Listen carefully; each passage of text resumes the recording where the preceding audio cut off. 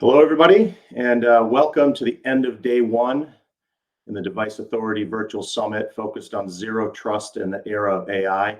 My name is Tyler Gannon. I'm the Vice President of Product Marketing and Strategic Alliances.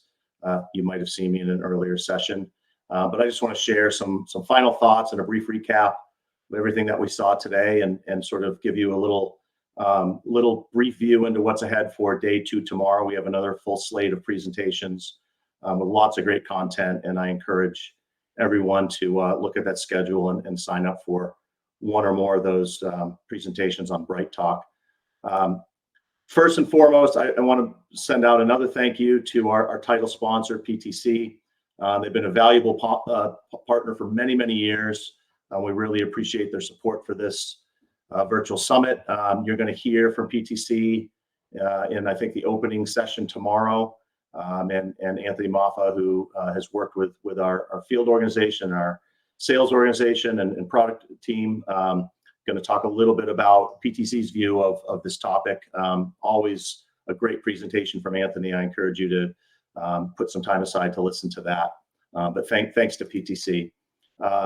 And briefly, just as a recap of what we saw today, the first plug I want to make is if you weren't able to see them live, they are available on demand on the Bright Talk platform, not to be missed. Just as a reminder, we kicked off with our CEO, Darren Antle, giving sort of a little bit of insight from the CEO's perspective on what zero trust in the era of AI means.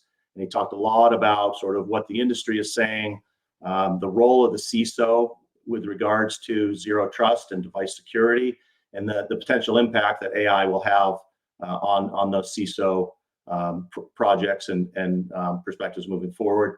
Secondly, Kayvon Karimi, who is the partner lead for Microsoft's automotive mobility team, talked a lot about the promise of generative AI and what that means for connected cars and the automotive industry at large. Next, actually, a session that I moderated with Ronnie Shalom from Argus Cybersecurity and Brian Carpenter from CyberArk, talking about cybersecurity in the connected car ecosystem. So a little bit more about the threats and the trends that are driving the need for enhanced security in the automotive industry.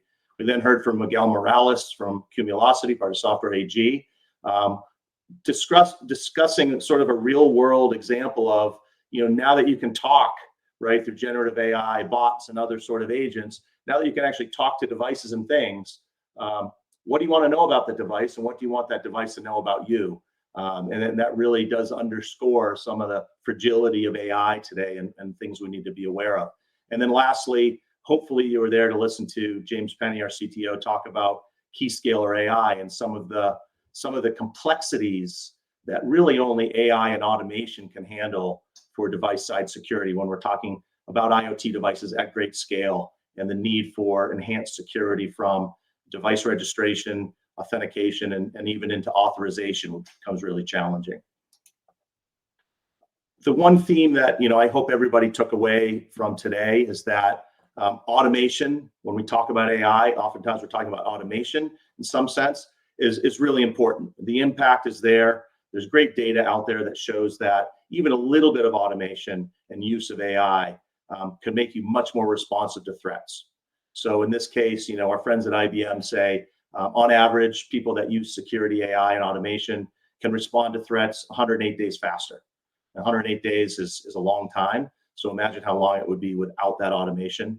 And the end result is saving a lot of money. And so when you think about, why look at AI in my security stack? Why think about automation? Here's some very good, simple value statements to understand the importance. And then when you think about zero trust, this becomes a very complex environment where automation is absolutely critical. In fact, to get to the optimal level of the zero trust maturity model that CISA has put together, it really expects that you'll have fully automated processes and procedures across the 5 pillars of zero trust that requires continuous assurance, which means we're always checking to make sure that what we believe to be true is true. And so you can't do this with people and manual processes alone. You have to employ automation in some sense.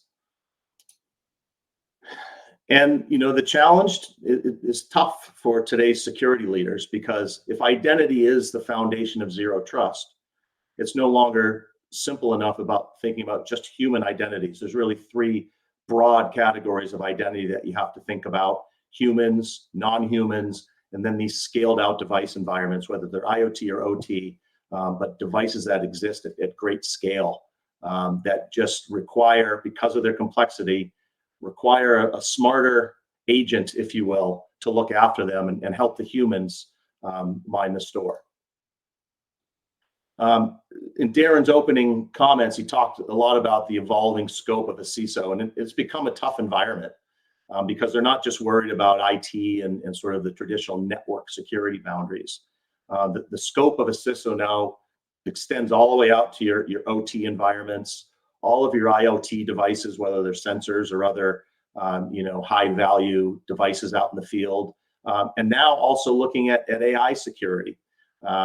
And one of the things that I picked up from RSA conference when I was there last week is one that humans really are not capable of defending against what we expect to see in terms of the speed and accuracy of AI-based attacks. And if I'm a CISO looking at AI, I have to have the mindset of using AI for good to defend against the AI for bad, because all of the promise of generative AI and other artificial intelligence systems, that's also in the hands of our adversaries. And so we always need to be innovating and thinking about how we're going to use AI to counter those bad actors. Now, when you think about who's really benefiting from AI and who needs to worry about this, in the world of IoT, we tend to pool it into two broad categories: those people who make connected products or buy connected products, and those people who oversee connected operations, whether it's retail, logistics operations, complicated long supply chains like we talked about in the automotive industry. These are the organizations that can really benefit from AI. But there's some inherent danger when you think about that in terms of zero trust, right? Because I think you saw in a lot of sessions today this notion of today's AI having this implicit trust relationship with the data that they're leveraging. And we know that implicit trust really runs counter to any zero trust strategy. And we need to think about how we're going to have an explicit trust relationship with the devices and things that are generating that data, which is then feeding our AI systems. And so this notion of an AI trust chain is something we think about and talk about a lot, and we hope catches on and people have as part of their mindset when thinking about AI in the era of zero trust.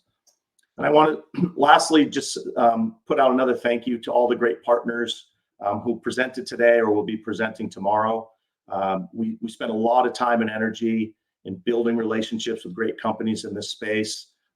We really appreciate the time they put into giving us their perspectives. And I hope that if you're not familiar with these companies, you have a look at them, reach out, understand what they do, because they all are important players in this space. So tomorrow's agenda is jam-packed with some great sessions. I'll be kicking off the day, so hopefully you're not tired of hearing my voice. But then immediately we're going to jump right into PTC's title sponsor presentation, which is all focused around IoT and AI in healthcare. We have some great and exciting joint wins with them, but they have just a lot of experience in this space, and I hope you'll come to listen to Anthony speak.